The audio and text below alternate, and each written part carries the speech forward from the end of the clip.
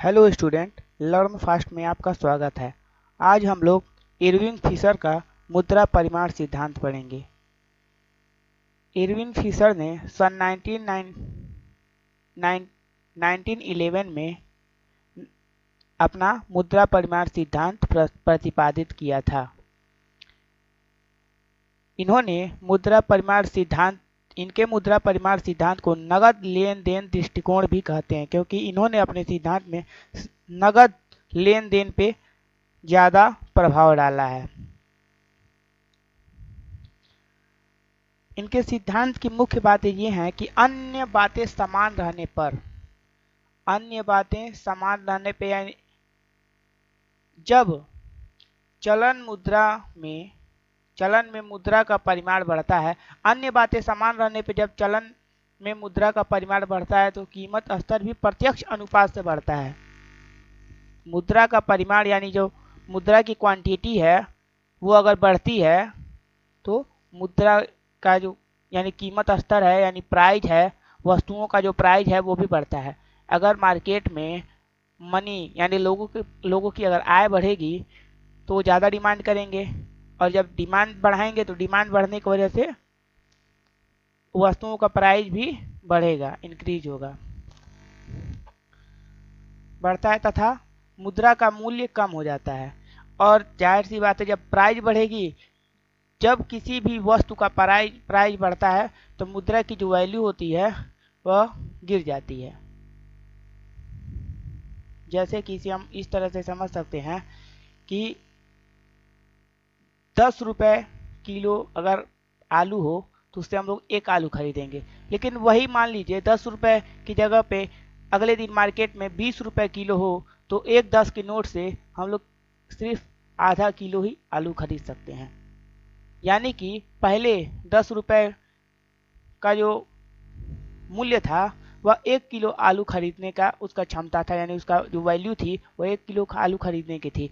परंतु अगले दिन जब प्राइस बढ़ गया यानी वस्तु का दाम बढ़ गया तो वह 10 का नोट सिर्फ आधा किलो ही आलू खरीद सकता है।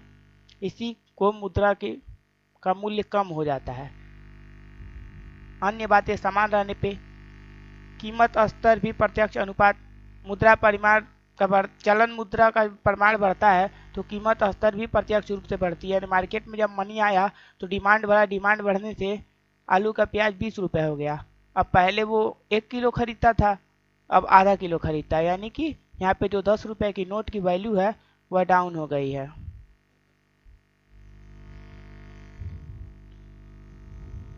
मुद्रा की मात्रा दोगुनी, अगर मुद्रा की मात्रा दुगनी कर दी जाए कीमत स्तर भी दुगना हो जाएगा, और जब कीमत स्तर दुगना होगा तो मुद्रा का मूल्य आधा हो जाएगा, जो हमने अभी यहाँ पे आपको समझाया है। मुद्रा की मात्रा एवं कीमत स्तर में प्रत्यक्ष अनुपातिक संबंध होता है। मुद्रा की मात्रा जब बढ़ेगी तो कीमत अवश्य रूप से बढ़ेगा।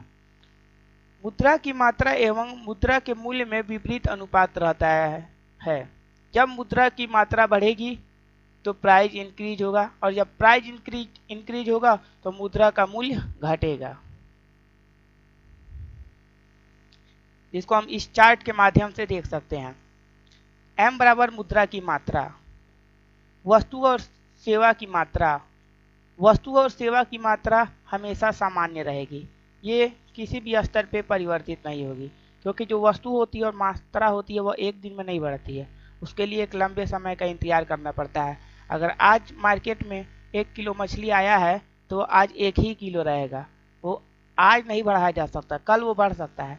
इसीलिए मुद्रा की मात्रा अगर 100 रुपये है, मुद्रा की मात्रा अगर 100 रुपये लेने पे और वस्तु और सेवा की मात्रा 100 है तो सामान्य कीमत स्तर यानी कि P, अब P की वैल्यू कैसे निकलती है, m/t यानी मुद्रा की मात्रा डिवाइड बाई T, वस्तु और सेवाओं की मात्रा m डिवाइड बाई T बराबर 100 रुपीज मुद्रा की मात्रा है और 100 क्वांटिटी है, वस्तु और सेवाओं की मात्रा 100 है तो बराबर 1, यानी मुद्रा का वैल्यू अगर निकालना हो तो 1/p इसका समीकरण होता है जिसमें हम 1 और यहाँ पे जो आंसर ये 1 आया है इसको यहाँ पे अगर डाल दें तो बराबर 1, यानी यहाँ पे जो मुद्रा की वैल्यू है वह 1 है। अब ठीक मुद्रा की मात्रा को दुगना कर दिया जाए, दोगुना कर दिया जाए और वस्तु और सेवा की मात्रा सामान्य रहेगी, तो इस पर क्या होगा, m डिवाइड बाई टी बराबर 200 डिवाइड बाई 1 बराबर 2, यानी कि m आपका 200 है और t आपका 100 है, जो कि कांस्टेंट रहेगा, वो हटेगा नहीं। इसको बराबर करेंगे तो 2 होगा। अब यहाँ पे देखिए, यहाँ पे सामान्य कीमत स्तर दूना हुआ है, मुद्रा की मात्रा बढ़ने से कीमत स्तर यहाँ पे सीधे दूना हो गया, यहाँ पे 1 था यहाँ पे 2 हो गया है। अब मुद्रा का मूल्य देखा जाए, मुद्रा के मूल्य में क्या था, 1 divide by P equal to 1/2। 1 आपका है यहाँ पे लिखा हुआ है और उसको प्राइस यानी ये जो प्राइस आया है 2 इससे डिवाइड कर देंगे, डिवाइड करने पे आंसर आया 0.5, यानी कि यहाँ पे मुद्रा की जो मात्रा है वह आधी हो गई है, यानी मुद्रा की जो मुद्रा का मूल्य जो है वो आधा हो गया, यानी उसकी खरीदने की क्षमता आधी हो गई है। अब वहीं पे मुद्रा की मात्रा आधा करने पे, पहले 100 था अब 50 करने पे वस्तु और सेवा की मात्रा कांस्टेंट या बराबर रहेगी, m डिवाइड बाई टी यानी 50 डिवाइड बाई 100 बराबर 0.5, यानी ये इसको भी आधा कर दिया गया, यहाँ पे जो 100 था यानी 1 था इसको 0.5 कर दिया गया।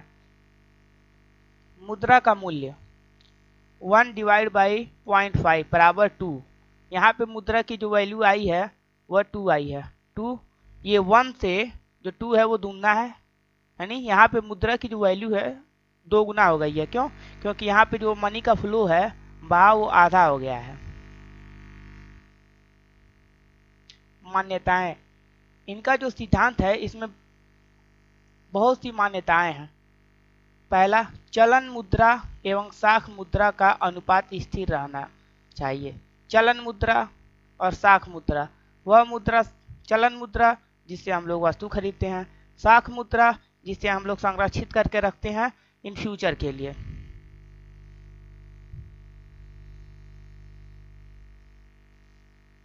m बराबर चलन मुद्रा, m डैश में साख मुद्रा, यानी m चलन मुद्रा तथा साख मुद्रा का चलन वेग v एंड v डैश स्थिर रहना चाहिए, यानी कि जो चलन वेग है, चलन वेग का अर्थ ये हुआ कि एक 10 रुपए का नोट है, उससे आपने कोई वस्तु खरीदा और वो जो वस्तु थी उसने दूसरे, आपने कोई वस्तु खरीदा, उस दुकानदार ने उसका कुछ और वस्तु खरीदा, उसने कुछ और खरीदा, यानी कि मान लीजिए ये 10 का नोट है और आपने कुछ सुबह खरीदा और शाम तक ये 10 दुकान पे घूम गया है, तो इसका चलन वेग 10 होगा, क्योंकि ये 10 व्यक्तियों के हाथ में जा चुका है।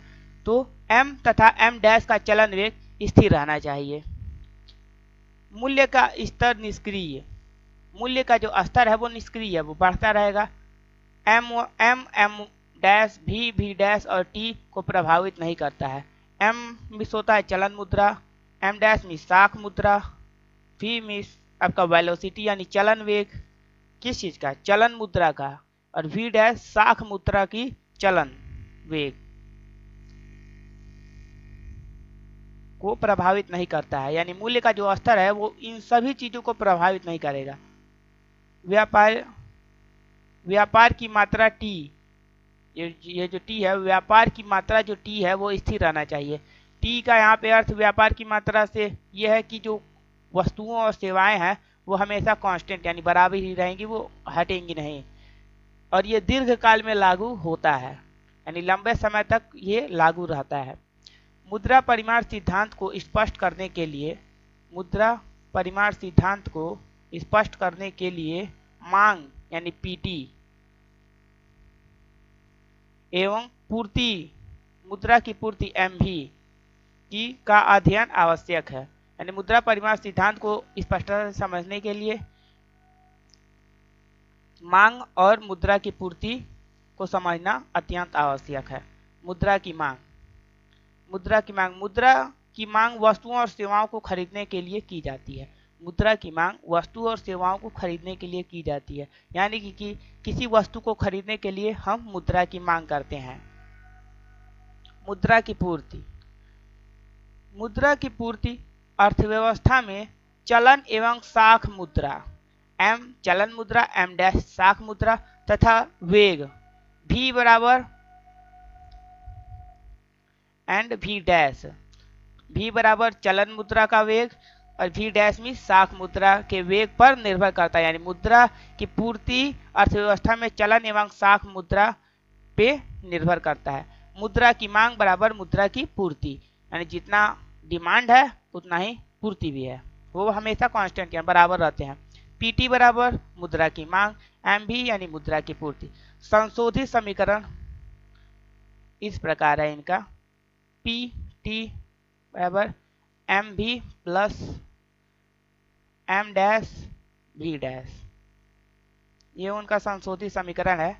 यानी कि मुद्रा की मांग बटे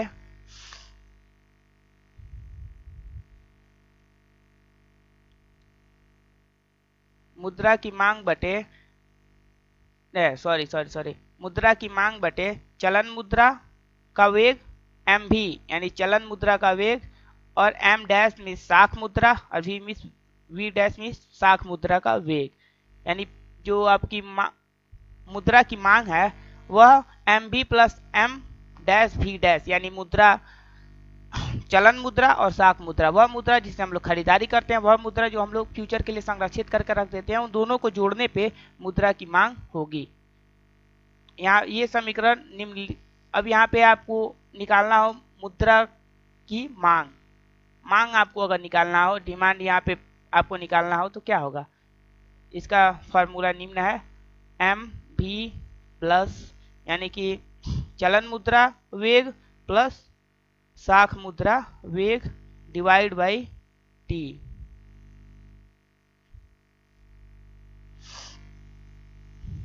पी बराबर प्राइज, पी बराबर प्राइज यानी मुद्रा का जो दाम है उसको निकालने के लिए, प्राइस निकालने के लिए। एम भी यानी कि चलन मुद्रा, एम डैश भी डैश यानी साख मुद्रा, और आपका टी मात्रा।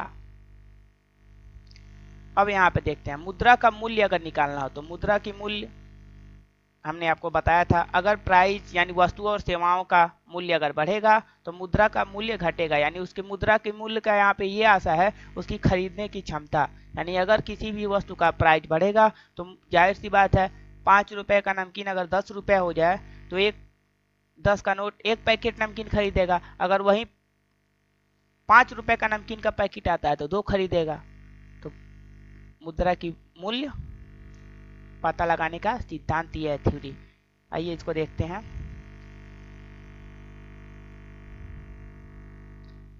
वन बाई पी मुद्रा का मूल्य निकालने का थ्योरी है, हमने ग्राफ में भी इसको देखा था। टी डिवाइड बाई एम भी प्लस एम डैश भी डैश, ये आपका फार्मूला है प्राइस निकालने का, मुद्रा का मूल्य निकालने का। अब इसको हम ग्राफ के जरिए भी समझ सकते हैं। सामान्य ये जो है आपका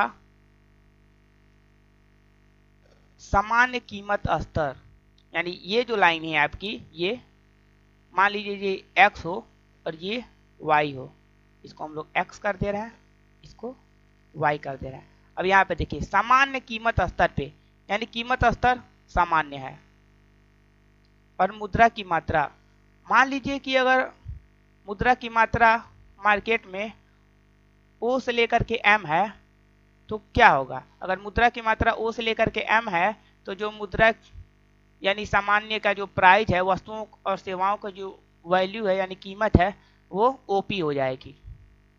वहीं पे अगर मार्केट में मुद्रा की मात्रा को बढ़ा दिया जाए, यानी O से लेकर के M1 तक कर दिया जाए, मुद्रा की मात्रा बढ़ा दिया जाए, तो क्या होगा, मुद्रा की मात्रा जब बढ़ाया जाएगा तो कीमत भी दुगना हो जाएगी, यानी कीमत भी बढ़ जाएगी। अब नया जो कीमत है वस्तुओं और सेवाओं की कीमत P1 हो जाएगी। यानी कि पहले मार्केट में मुद्रा था OM तक, यानी मुद्रा जो थी वो इतनी थी तो प्राइस इतना था, यानी प्राइस कम था। अब मुद्रा बढ़ करके M1 तक हो गई है तो प्राइस भी बढ़ करके P तक हो गया है। अब ठीक मुद्रा का मूल्य पता करने का तरीका। और यहाँ पे मुद्रा की मात्रा। अब यहाँ पे देखिए O बराबर M, यानी O से लेकर के M तक जब मुद्रा की मात्रा थी, यानी मुद्रा की मात्रा यानी मार्केट में जितना पैसा है लोगों को खरीदने के पास, खरीद सकते हैं उतने पैसे का डिमांड कर सकते हैं, तो क्या था यहाँ पे आपका जो मुद्रा की मूल्य है वो 1/P है, यानी कि इतना है। जब मुद्रा की मात्रा मार्केट में OM है तो मुद्रा का मूल्य इतना है। और यहीं पे अगर मार्केट में O से लेकर के M1 तक कर दिया, यानी मुद्रा को बढ़ा दिया जाए मार्केट में, तो क्या होगा, मुद्रा मार्केट में बढ़ेगा तो यहाँ पे मुद्रा का मूल्य देखिए क्या होगा, पहले जब मुद्रा का मूल्य आधा हो जाएगा। क्यों? क्योंकि पहले O से लेकर के M तक था तो मुद्रा का मूल्य 1/P था, यानी इतना ज्यादा था। अब मुद्रा मार्केट में बढ़ा दिया गया है, यानी मुद्रा की मात्रा को बढ़ा दिया गया है, तो O से लेकर के 1/2P, 1/2P 0.5, यानी कि ये 1/2, ये आधा हो गया है। यही है मुद्रा की इरविन फिशर का मुद्रा परिमाण सिद्धांत।